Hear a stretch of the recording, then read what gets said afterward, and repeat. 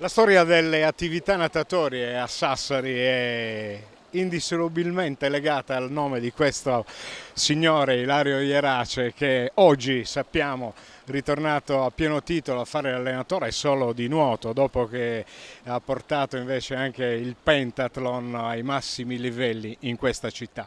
Ilario, un ritorno all'amore antico dovuto a che cosa? A questa passione veramente che ti accompagna da una vita? Vabbè, io non ho mai smesso di allenare, ho preso una parentesi con il pentathlon che ha dato grosse soddisfazioni, ma la Sport Full Time ha degli allenatori di altissimo livello in tutti i settori, dai più grandi anche ai nuovi giovani che stanno arrivando e quindi questo ci fa ben sperare per un futuro. Noi pensiamo sempre al futuro, alla formazione dei tecnici e questo evento ci caratterizza ancora in un momento di difficoltà perché ripartire è difficile e bisogna essere eccellenti proprio nelle difficoltà, quindi ce le stiamo mettendo tutto, grazie poi a Filippo, al suo allenatore a Claudio che ormai c'è un'amicizia che ci segue da anni, ci permetterà di dare uno stimolo in più ai ragazzi che ne hanno bisogno.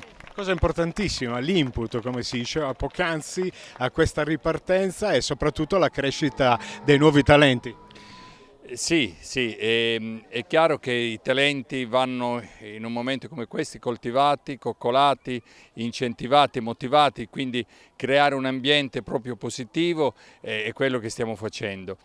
Qualche giovane all'orizzonte sta uscendo, ricordiamoci che la Sport Full Time 2 anni fa aveva centrato la Serie A maschile, per 20 anni era sempre in Serie C, quindi non solo a livello regionale ma anche a livello nazionale dal lustro a tutta la Sardegna, quindi questo per noi è un onore, ecco. E quindi è un impegno che dobbiamo per forza mantenere. Sport full time, cioè.